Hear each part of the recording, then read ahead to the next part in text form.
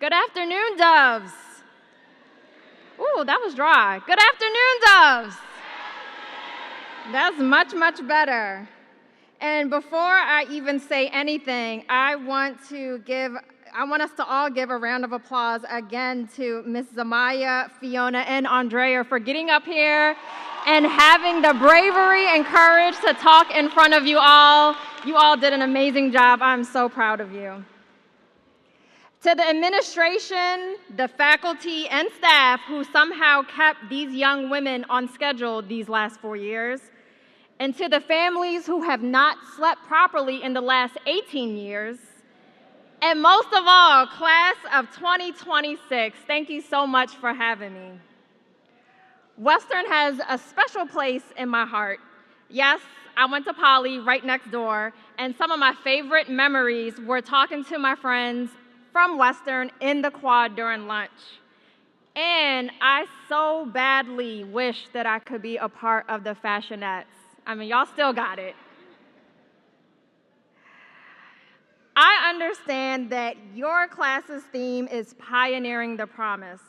And I love that theme because pioneers do not wait for roads to appear. They move forward before they can see the entire path. I wish that I could tell you after graduation, someone hands you a detailed and structured manual for life. They don't, but if you find one, please send me a copy. Nothing about my personal circumstances looked particularly promising. My mother left my family when I was young, and my father raised me and my brother as a single dad.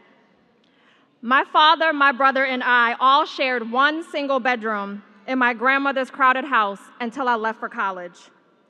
I ate free lunch. I rode a lot of buses to get to where I needed to go. But I knew there was more to life and more to this world, and I knew that education was my way to experience that. So I studied hard, and I got a full academic scholarship to University of Maryland Eastern Shore. You see, my circumstances were my starting point, not my destination. And I want every graduate here to hear that. Because some of you are carrying things that nobody knows about. Challenges at home, family issues, financial stress, pressure, loss, doubt. Those things may be part of your story, but they do not get to write the ending.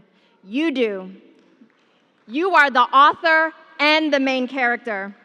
And as I look out at all your beautiful faces, I see nothing but main character energy. Y'all the birthday. One of the biggest surprises of my life is that nearly every major opportunity I had came before I felt ready for it. I thought confidence would come first, and then I would take the leap. What actually happened was I took the leap, and then confidence came after the fact. I know people probably tell y'all all the time, you're the future, and that's true. And I think adults say that partly because it sounds inspirational, and partly because it lets us off the hook for the present. It's a comfortable thing to say when the truth is harder and better than that. You are already becoming right now. Right now is where your confidence starts. Right now is where your standards start. Right now is where you decide what kind of life you deserve. And as you leave Western and prepare for the next chapter of your life as pioneers, I want to leave you with this. There is no such thing as imposter syndrome. Look at the White House. Any room you walk into, you are supposed to be there. Don't you dare question whether you belong there. In fact, you more than likely will be the most qualified and most equipped person in that room. You do not need to wait for permission to belong into the rooms that you dream about. Too many brilliant people spend years questioning whether they deserve a seat at the table, while less qualified people pull up a chair without a second thought. Do not shrink yourself. Do not talk yourself out of opportunities. And please, do not mistake humility for invisibility. So class of 2026, The promise isn't waiting for you somewhere in the future. The promise is already inside of you.